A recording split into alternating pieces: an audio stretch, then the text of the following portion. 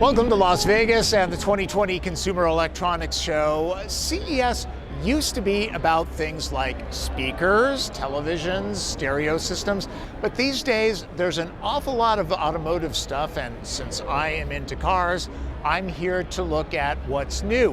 One of the bombshells that nobody saw coming was Sony.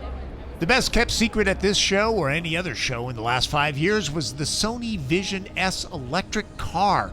There's chatter that it looks a little like Porsche Taycan. I can see that here. Some have said it looks like a Tesla Model 3. Not really, except for the number of wheels. The car was built by Magna Steyr, a supplier that does business with a lot of automakers. I have to wonder if this is just a showcase for all of the cameras, sensors, and entertainment products that Sony makes. It created a huge buzz here at CES and drew a huge crowd.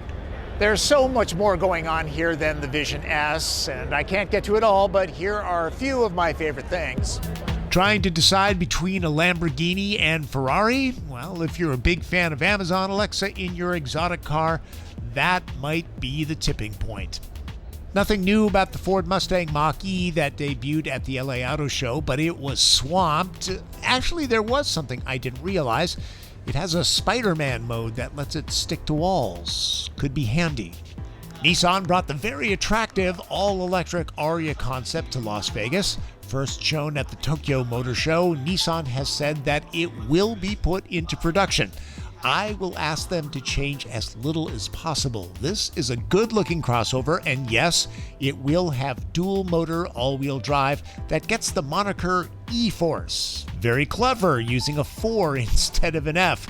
It's the right size for Americans. I can see this doing very well for the brand as it begins to remake itself.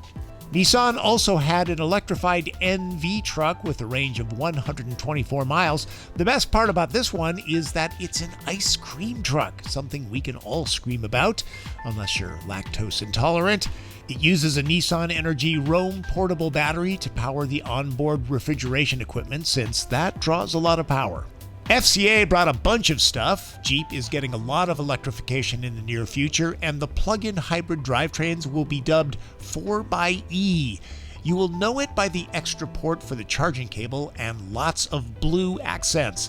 Details like all-electric range and power stats were very scarce, but I can tell you that the Renegade and Compass will get their 4xe ability by using a motor in the back. There's no drive shaft running to the rear rubber.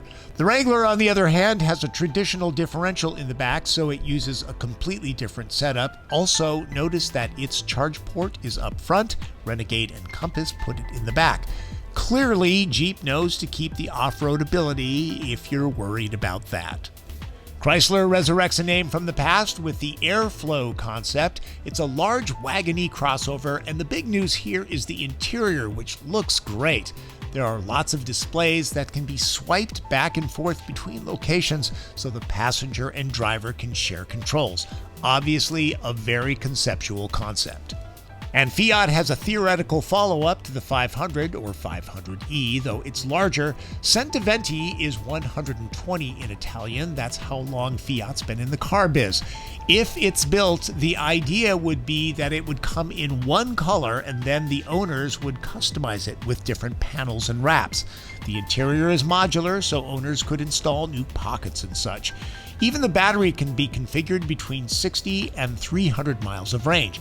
And if you hate bumper stickers, you can still get your point across. More conceptual stuff at the show if I can get through all the streamers in the Audi booth. There are a lot of them. I'll give you a look at the AIME, spelled A-I-M-E. This is a small wagony hatchback about the size of a VW Golf. It's autonomous too. Better to enjoy the sanctuary-like interior. It's very airy and pleasant. I like that the lights can communicate to people around you what the car is going to do, sort of like elaborate blinkers, you know, the things that people don't use. I really like the design, but just the shape of the glass alone tells me that it won't ever see production. There are automakers here doing things you'd never expect, and companies familiar and unfamiliar here to help automakers make the vehicles.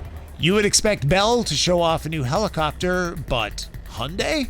Apparently, the South Korean company plans to make a bunch for Uber. It's all electric and can cruise at 180 miles an hour at altitudes of 1,000 to 2,000 feet. It takes off and lands vertically, but switches to wing-borne lift during cruise. It seats 4. Hyundai hopes that it will eventually be autonomous, so that would make it 5. Bosch showed a very high-tech sun visor. Sensors locate the position of the sun and your eyes, and then a dark patch on the large clear screen blocks out old Seoul. Really though, I'm fine with the ones that we have now. For nerds like me, this is a good chance to visit companies that automakers depend on to create vehicles. Many suppliers were on hand. This, folks, is where many of the autonomous car technologies are coming from. It'll be a while before that happens, but it seems these pods will be everywhere in a decade or so. I like this model that shows where all of the sensors are. They're scattered all over the car. It's part of the reason why vehicles cost so much these days. Buyers demand the features that they provide, like kick-to-open tailgates and powered sliding doors. Finally, Toyota showed off its plan to build a 175-acre city in the shadow of Japan's Mount Fuji. It's called Woven City, and that works well considering the company got its start making textile looms, and the site weaves together many elements. It will be a living laboratory with residents living alongside autonomous vehicles and robotics that are being developed. Basically, a cross between a test facility and everyday life. It's sustainable, of course. Buildings will be mostly made of wood with zero-emission vehicles running around, powered by solar and hydrogen fuel cells. The only thing it's missing is a big glass dome to cover it. Hope you enjoyed my look at some of the car tech at the 2020 CES show. I shot an end stand-up saying goodbye with disco lights even, but Stuff that I saw at the 2020 CES show. Subscribe that. clearly I need to look at a new set of wireless mics. So while I do that here on the floor, feel free to subscribe to my channel. Much appreciated. From Las Vegas, I'm Tom Voelk.